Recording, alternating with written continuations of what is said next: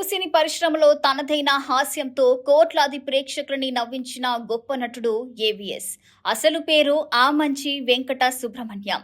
నటుడుగానే కాకుండా రచయిత, దర్శకుడు, నిర్మాత, జర్నలిస్టుగా కూడా తన ప్రతిభను చాటుకున్నారు. రంగస్థల కళాకారుడిగా, మిమిక్రీ ఆర్టిస్టుగా కెరియర్ ప్రారంభించిన ఆయన 1993లో వచ్చిన మిస్టర్ పెల్లాం సినిమాతో సినీ రంగ ప్రవేశం చేశారు.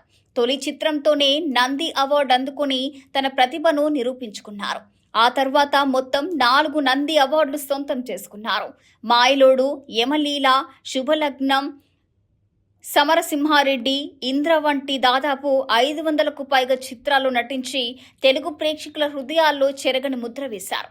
తన ప్రత్యేక హాస్య శైలి, అద్భుతమైన టైమింగ్తో ఎన్నో దశాబ్దాల పాటు ప్రేక్షకుల్ని అలరించారు. అయితే ఆయన జీవితంలో ఎన్నో ఆరోగ్య సమస్యలు కూడా ఎదురయ్యాయి. ఏవిఎస్ కుమార్తె శాంతి శ్రీనివాస్ చెప్పిన వివరాల ప్రకారం నిరంతరం షూటింగ్లలో పాల్గొనడం, సరైన విశ్రాంతి తీసుకోకపోవడం వల్లే ఆయన ఆరోగ్యం క్షీణించిందని తెలిపారు. కొందరు మద్యపానం వల్లే ఆరోగ్యం దెబ్బతిందని భావించడం నిజం కాదని ఆమె స్పష్టం చేశారు. 2008లో కాలేయం తీవ్రంగా దెబ్బతినడంతో వైద్యులు లివర్ ట్రాన్స్ప్లాంట్ చేయాలని సూచించారు. తన తండ్రి ప్రాణాల కోసం శాంతి తన కాలేయంలో 60% దానం చేశారు. ఇక విజయవంతంగా శస్త్రచికిత్స జరిగినప్పటికీ డాక్టర్లు సూచించిన విశ్రాంతిని పాటించకుండా ఏవిఎస్ మళ్లీ షూటింగ్లలో పాల్గొన్నారు. దీంతో ఆరోగ్యం మళ్లీ క్షీణించింది.